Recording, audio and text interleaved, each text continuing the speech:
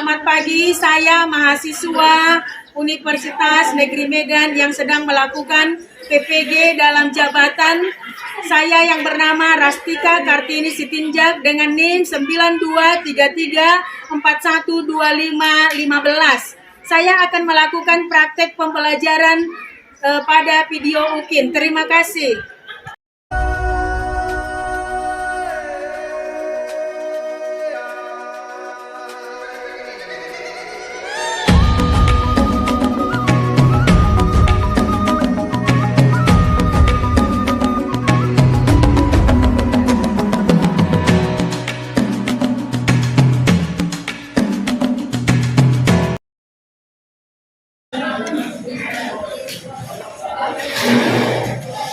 Selamat pagi. Luar biasa. Oke, silakan duduk. Terima kasih anak-anak karena semangatnya di pagi hari ini untuk belajar. Baik, untuk memulai pembelajaran kita berdoa dulu dan menyanyikan salah satu lagu wajib nasional. Kepada peserta didik kami, silakan maju dulu untuk memimpin doa dan lagu wajib. Ayo.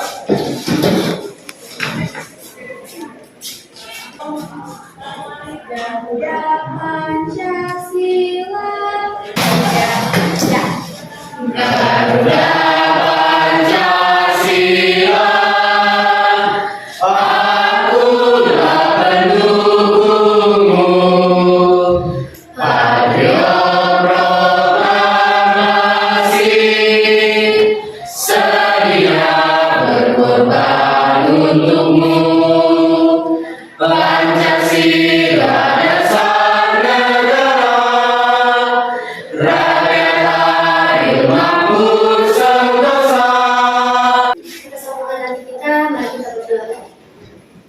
Terima kasih Bapa, terima kasih Yesus, terima kasih Roh Kudus, karena Engkau masih memberikan atas kehidupan kepada kami hari ini, dan kami masih dapat berkumpul dan sekolah kami dengan keadaan sehat. Bapa, sebentar kami mengambil belajar kami, buka kami supaya kami layak disebut sebagai anak-anak-Mu, dan berkah yang diberikan kepada kami tidak terhalang. Hanya di dalam nama Tuhan Yesus Kristus kami ucap syukur. Amin. Amin. Oke, silakan duduk. Terima kasih ya, Nak. Cek dulu kehadiran kalian. Ada yang tidak hadir hari ini? Tidak. Oke, berarti sehat semua ya? Sebelum Ibu lanjutkan ke pembelajaran kita, Ibu mau bertanya dulu tentang pembelajaran kita sebelumnya tentang kebutuhan manusia. Kira-kira kamu masih ingat nggak dengan pembelajaran kita sebelumnya? Baik, terima kasih. Nah, untuk saat ini kita juga akan belajar, ada kaitannya dengan itu. Saat ini kita akan belajar tentang uang. Ya. Ada nggak kaitan uang itu dengan kebutuhan manusia? Apa itu? Untuk memenuhi kebutuhan manusia maka akan menggunakan uang.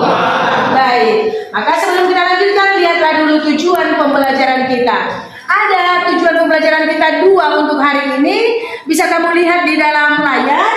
Yang pertama itu melalui diskusi kelompok nanti peserta didik dapat membedakan alat pembayaran tunai dan non tunai dengan tepat.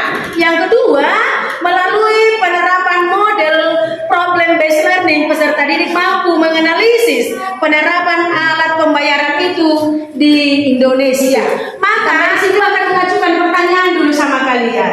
Yang pertama, apakah kamu pernah mendengarkan kata uang? Pernah. Kalau pernah kamu mendengarkan kata uang, maka menurut kamu, apakah peran uang itu di dalam kehidupanmu sehari-hari? Ayo, siapa dulu yang mau menjawab? Oke, silakan Gilbert.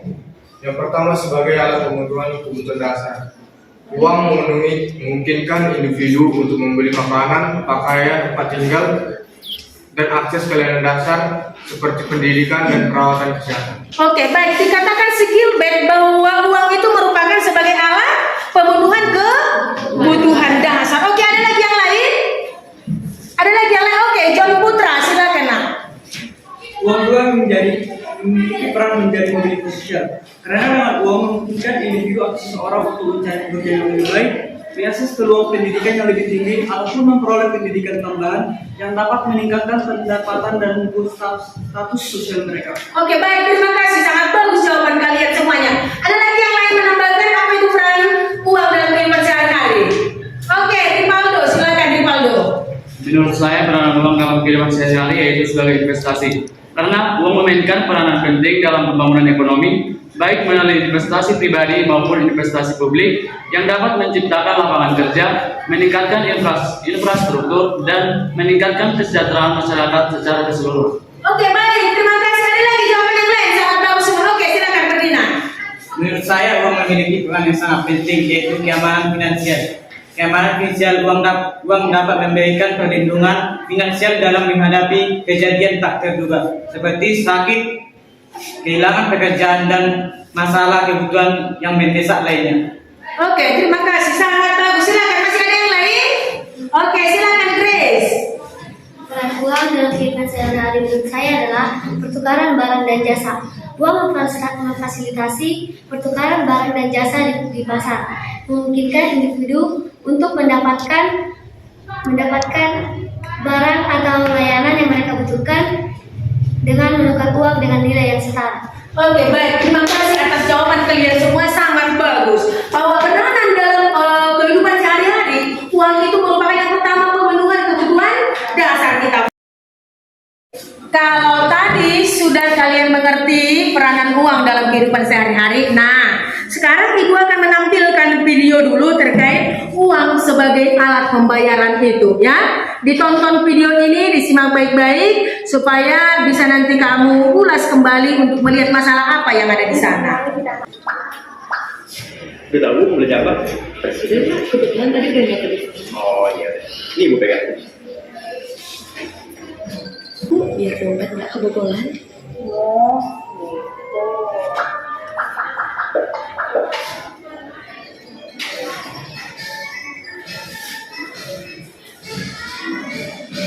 Totalnya 463.200.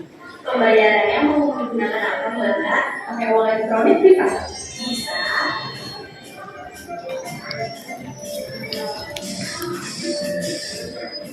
Jadi, saya duluan ya. Ya. Ini Mbak, kembaliannya tambah 3 permen ya Mbak. Permen sih kembaliannya nggak mau ah. Emang mau dibayar pakai permen? Maaf, adanya ini Bu, kembalian recehnya habis Bu. Bentar ya, saya cari recehan dulu. Nih, recehan lama. Lu yang lama. Oke, baik. Sudah ditonton videonya? Sudah? Sudah, oke. Dari video yang sudah kamu tonton tadi, kira-kira masalah apa yang dapat kamu lihat dalam video itu? Oke, silakan. Binsar. Setelah saya ataupun kami menonton video tersebut, saya dapat menemukan beberapa masalah dalam video tersebut. Yang pertama, masalah pentingnya mencatat perbelanjaan. Yang kedua, masalah pembayaran belanja antara uang tunai dan uang elektronik. Yang ketiga, ketidaksesuaian uang kembalian dari uang tunai. Oke, terima kasih untuk Binsar. Berikan dulu tepuk tangan.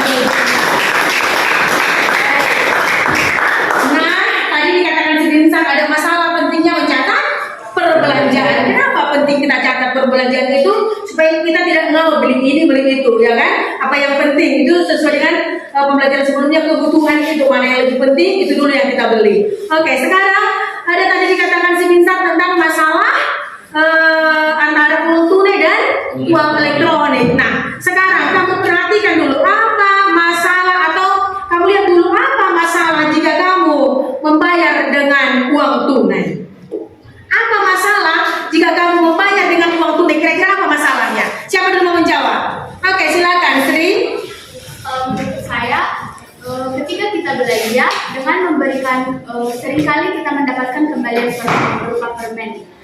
Dan seperti pada video tersebut, kita dapat melihat penjual memberikan uang permen dan nasabah yang merasa tidak puas. Oke, baik. Terima kasih untuk Sri.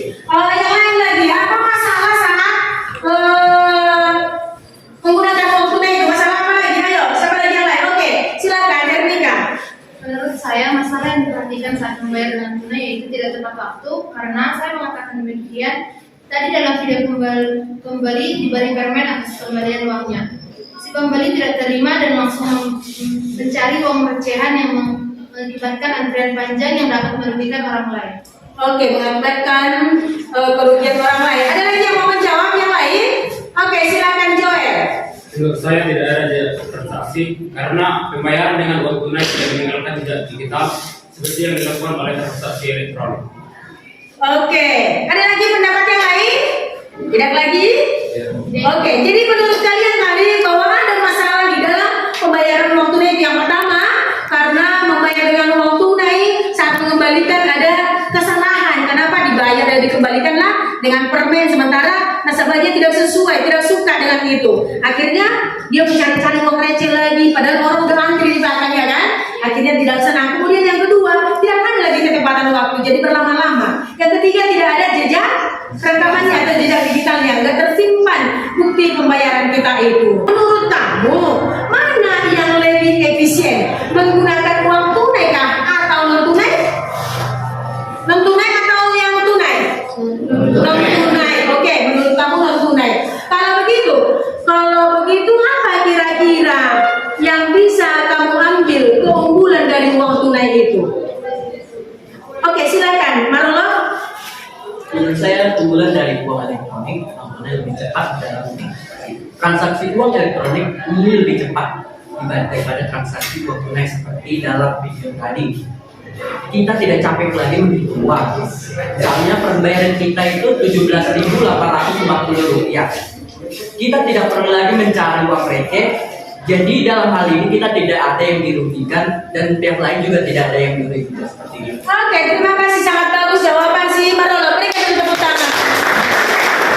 Oke, yang lain, ada lagi jawaban yang lain? Oke, silakan Nadine. Menurut saya juga berpengaruh pada jejak transaksi karena setiap transaksi elektronik meninggalkan jejak digital yang dapat dilacak. Hal ini memudahkan individu untuk memantau dan melacak pengeluaran mereka. Yang penting untuk manajemen keuangan pribadi. Iya, yang penting itu untuk manajemen pribadi sehingga ada tertinggal untuk kita. Oke, sangat bagus jawaban kalian. Ada lagi yang mau menjawab yang lain?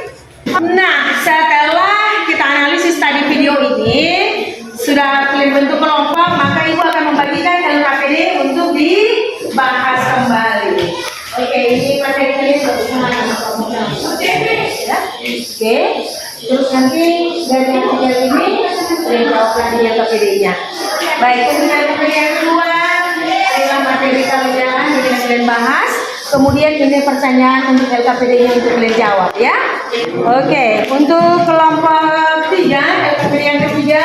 Di sini ada kasus pembobolan ATM. Oke, kalian analisis setelah ini. Dari gambar ini kenapa bisa terjadi kasus pembobolan ATM? Ini nanti akan kalian kerjakan ya. Oke. Kelompok 4. Di kelompok 4 ini ada artikel. Di dalam artikel ini ada kegunaan mobile banking yang perlu kamu ketahui. Bacalah dulu dari kutipan di atas, nanti coba kalian jelaskanlah. Apa kelebihan dari banking itu? Apa kekurangannya seperti itu ya? Oke, silakan diskusi, ayo. Silakan diskusi, yo. Ayo. Kalau ada yang kurang paham, boleh ditanyakan ya. Baik. Di dalam diskusi kelompok ini, ibu akan menilai sikap, kemudian kemampuan kamu bekerja sama, berarti psikomotormu juga, afektifmu juga ibu nilai sikapmu bagaimana ya. Bu jalan sambil akan menilai kalian. Pengetahuanmu nanti pada saat kamu tampillah di depan. Jadi kamu bekerja samalah dengan baik dengan temanmu, karena di sana ada bergotong royong. Ibu perhatikan ya. Oke, silakan dilanjutkan diskusi kelompoknya yuk.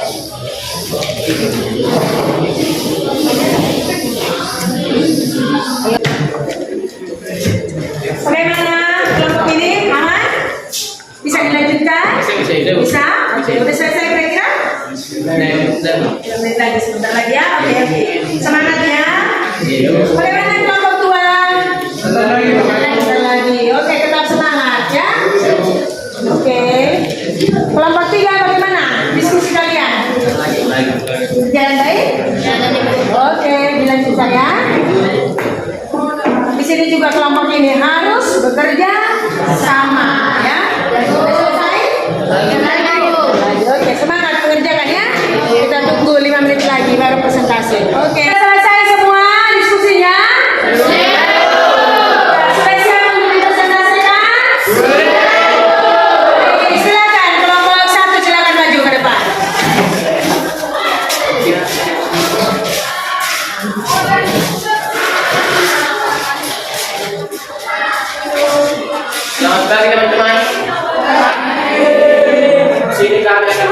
singkat hasil dari diskusi kami. Sebelum kami presentasikan, alfabetnya kami kenal terlebih dahulu. Nama saya Desperkan Oktan. Saya bisa Susinjo.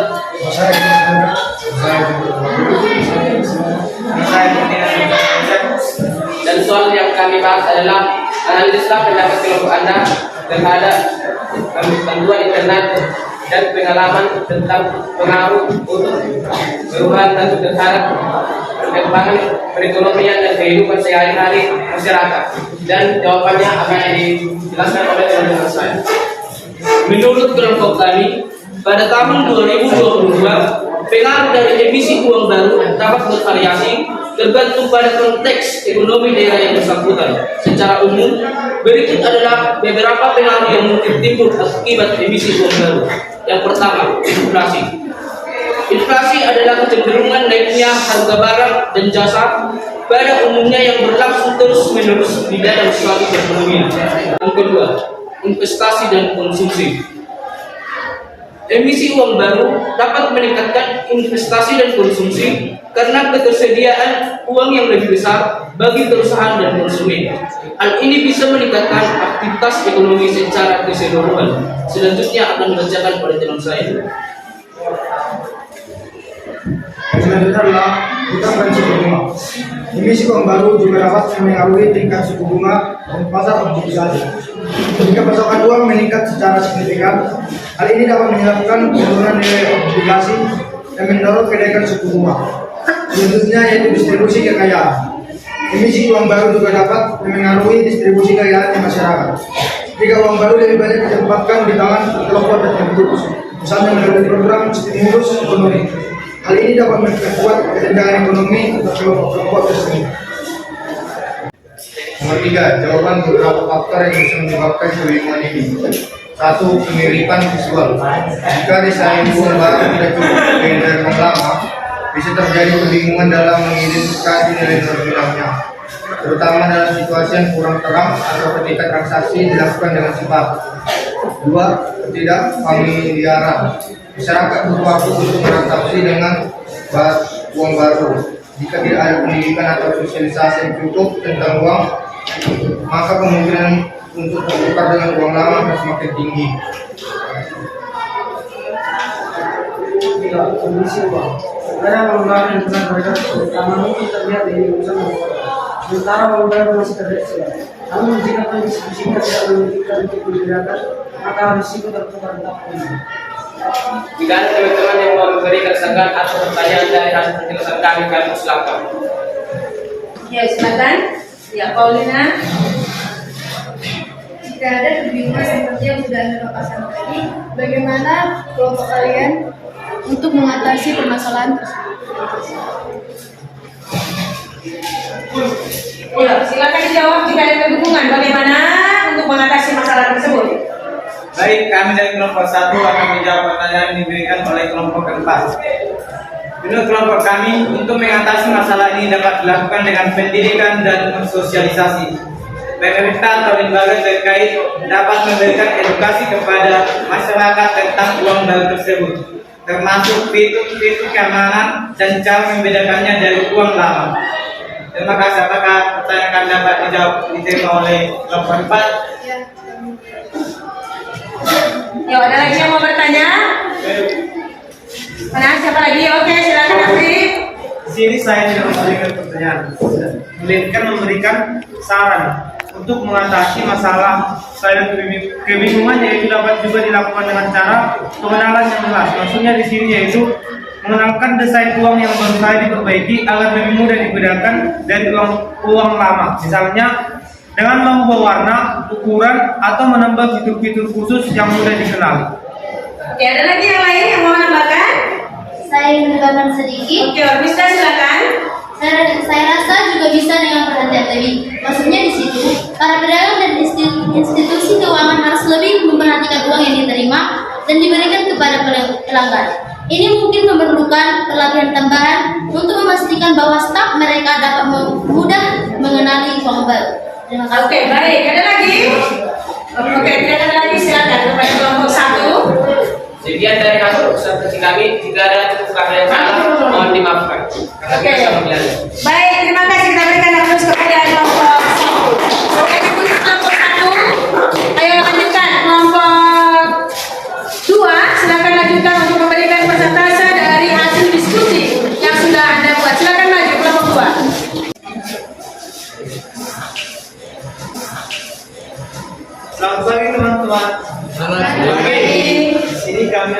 menjelaskan hasil dari materi yang telah kami kerjakan. Tapi sebelum sampai kepada materi, alangkah baiknya kami memperkenalkan diri. Nama saya Roger Robea. Saya Fendi Simanto. Di sini kami akan menjelaskan tentang materi yang kami kerjakan. Akan dijelaskan oleh teman saya. Yang pertama, apakah pembayaran dengan uang elektronik akan selalu mudah bagi pemakainya? Berikan alasan jawabannya. Ya, alasan mengapa pembayaran dengan uang elektronik dapat dianggap mudah yaitu yang pertama, kemudahan akses. Uang elektronik dapat diakses dengan mudah melalui perangkat elektronik seperti ponsel pintar atau kartu khusus. Ini membuatnya lebih praktis daripada membawa uang tunai atau melakukan pembayaran dengan kartu kredit atau debit fisik. Yang kedua, kecepatan transaksi.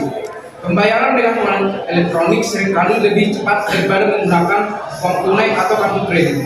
Transaksi dapat diproses dalam hitungan detik, menghemat waktu bagi pengguna. Selanjutnya akan dilanjutkan oleh teman saya. Bahan yang kedua yaitu identifikasilah kendala-kendala atau hambatan yang mungkin timbul dari penggunaan uang elektronik.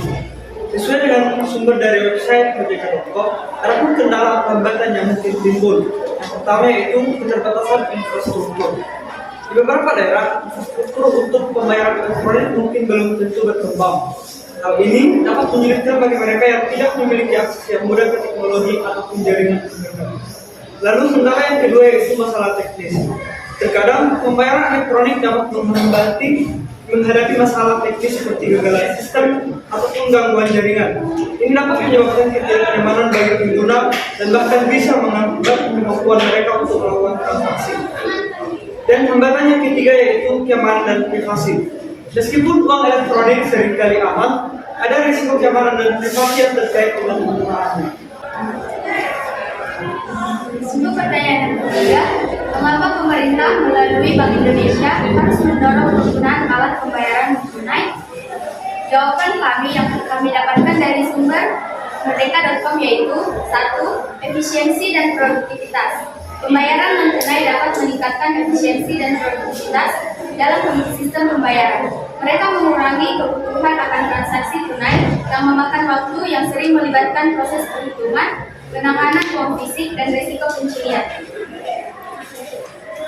Yang kedua, transparansi dan pencegahan kejahatan keuangan. Pembayaran non-tunai dapat meningkatkan transparansi dalam ekonomi, meminimalkan risiko korupsi, pencucian uang, dan pembiayaan terorisme. Transaksi elektronik seringkali dapat dilacak dengan lebih mudah, memungkinkan pemerintah dan lembaga pengawas keuangan untuk memantau aktivitas keuangan dengan baik. Juga inklusi keuangan. Penggunaan alat pembayaran non-tunai dapat meningkatkan inklusi keuangan dengan memberikan akses kepada mereka yang sebelumnya tidak memiliki akun bank atau akses ke layanan keuangan formal. Pembayaran elektronik dapat dilakukan melalui berbagai platform seperti Maxi Pintar bukan oleh mereka yang tidak memiliki rekening bank nasional. Dan penggunaan indikator kepatuhan pajak. Transaksi non-tunai memungkinkan pemerintah untuk lebih mudah melacak dan memantau aktivitas ekonomi yang pada gilirannya dapat meningkatkan kepatuhan pajak. Hal ini membantu meningkatkan pendapatan pajak negara dan memperkuat basis pajak. Yang keenam, stimulasi ekonomi digital. Mendorong penggunaan alat pembayaran non-tunai juga dapat membantu merangsang pertumbuhan ekonomi digital yang semakin penting dalam ekonomi global yang terhubung secara digital. Sekian dari hasil penyampaian dari kami. Bila ada teman-teman yang ingin memberikan saran maupun pertanyaan kepada kami, silakan. Ya, silakan. Ada yang memberikan pertanyaan atau saran atau kritikan? Oke, silakan. Saudara Jendri, silakan, Mas. Dan saya di sini tidak ingin memberikan pertanyaan. Saya di sini akan menarik sebuah kesimpulan. Dari penjelasan kalian berarti kita dapat mengambil kesimpulan bahwa penggunaan uang elektronik atau uang non-tunai itu sangat baik. Di mana melalui langkah-langkah yang dilakukan untuk mendorong penggunaan alat pembayaran non-tunai, pemerintah dapat menciptakan sistem pembayaran yang lebih efisien, transparan, inklusif, dan aman bagi seluruh masyarakat, serta membantu mendorong pertumbuhan ekonomi secara keseluruhan. Terima kasih. Terima kasih atas jawabannya, atas kesimpulan yang diberikan oleh kami. Ada lagi yang ingin memberikan pertanyaan? Saya rasa sudah cukup jelas, silakan dilanjutkan. Tidak ada lagi kami mengucapkan terima kasih atas perhatian dari teman-teman kami. Terima kasih. Oke, berikan aplaus. Terima kasih kepada pembuat yang sudah memberikan presentasinya dengan baik. Materi yang kamu bagikan atas jawaban-jawaban tadi itu sangat baik. Terima kasih. Bentar, ikuti perintah yang Ibu lakukan ya. Saya. Oke, semuanya silakan letakkan pulpennya di tengah-tengah. Satu untuk 2 orang. Ya, satu untuk 2 orang di tengahnya. Kepala, pundak, lutut, kaki, kepala, kaki, lutut, pundak.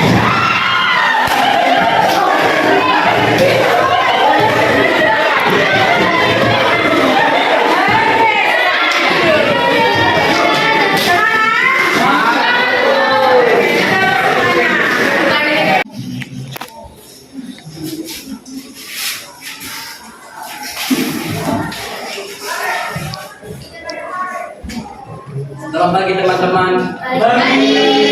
Di sini kami dari kelompok 3 ingin mempresentasikan hasil diskusi kami. Pertama-tama kami ingin memperkenalkan diri. Saya Marul Sinjang. Saya Balon Menaja. Saya Musda Menaru.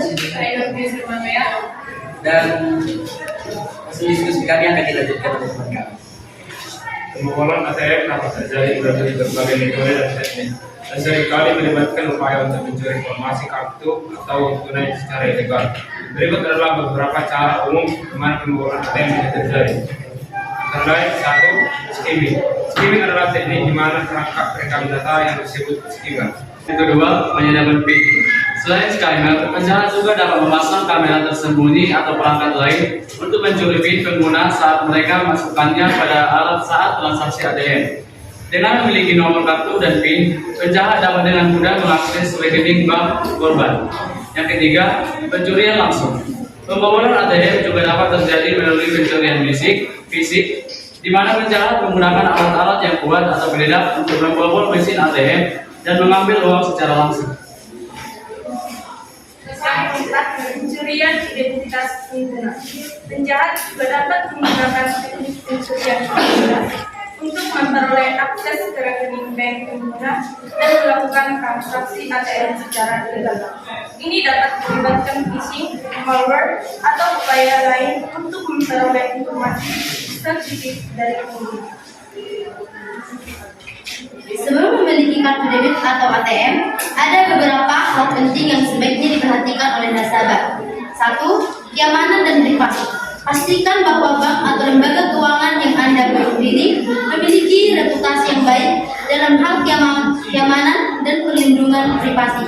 Pastikan juga untuk memahami kebijakan perlindungan konsumen. Pastikan juga untuk memahami kebijakan perlindungan konsumen dan prosedur penanganan fraud atau pencurian identitas yang ada.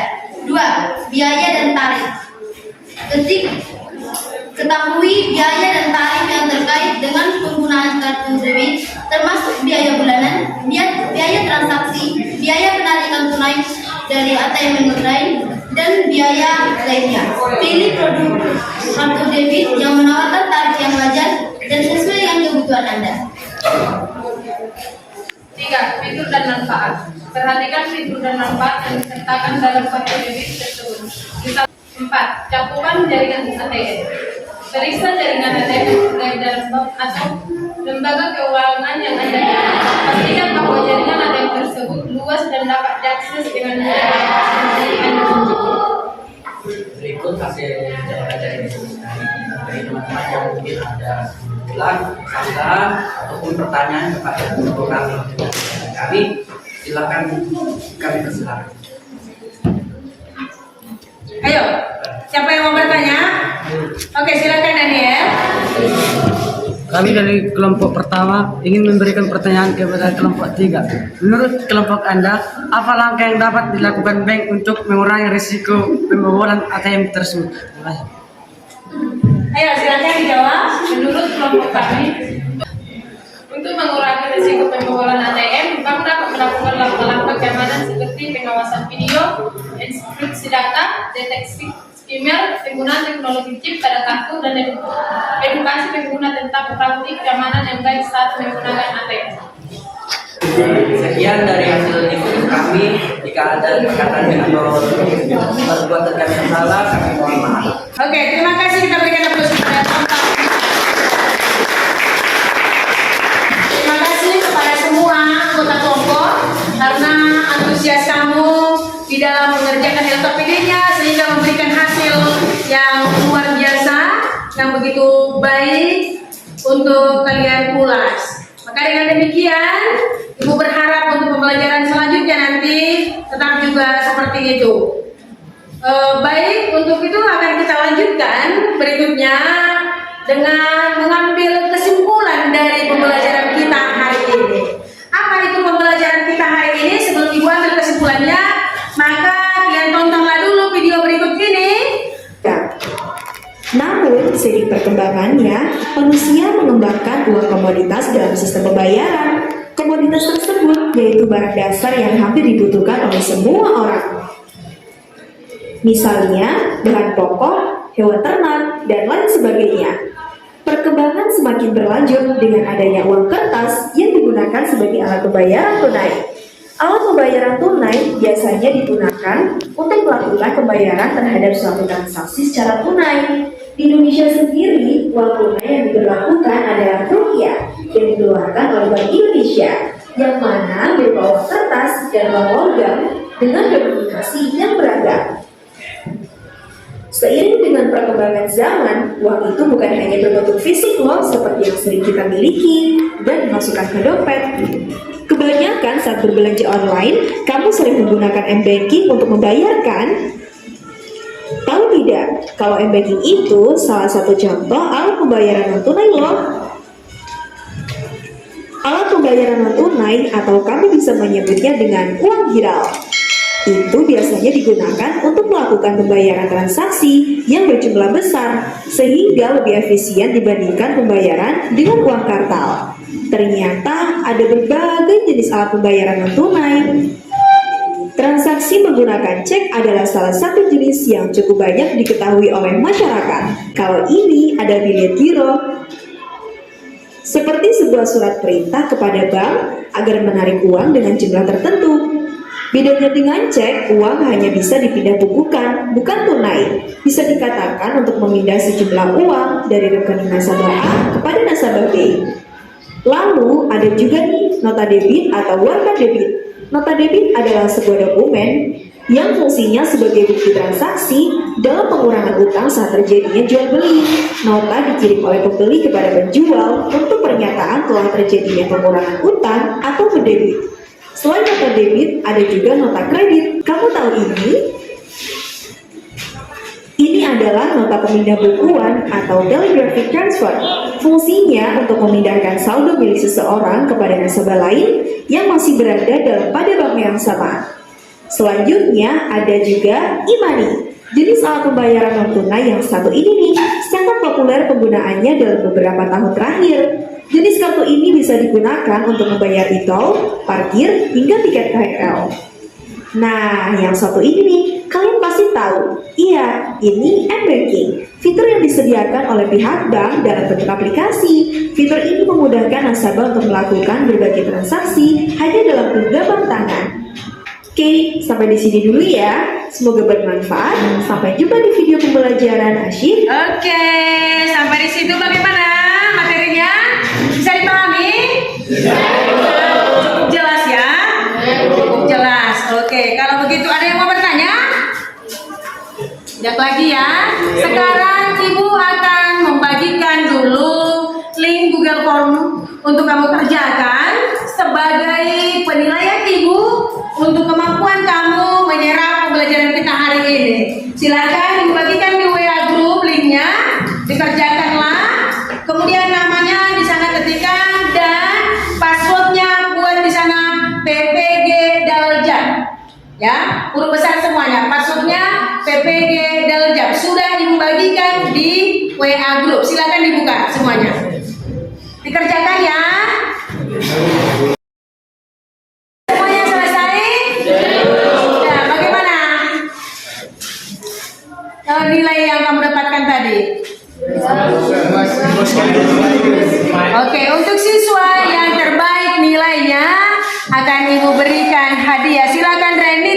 depan dulu. Dortio, Febrianti, Ripaldo, Joel, Jendri, Ernika, Insa. Oke, silakan ke depan. Ada berapa orang ini? 1, 2, 3, 4, 5, 6.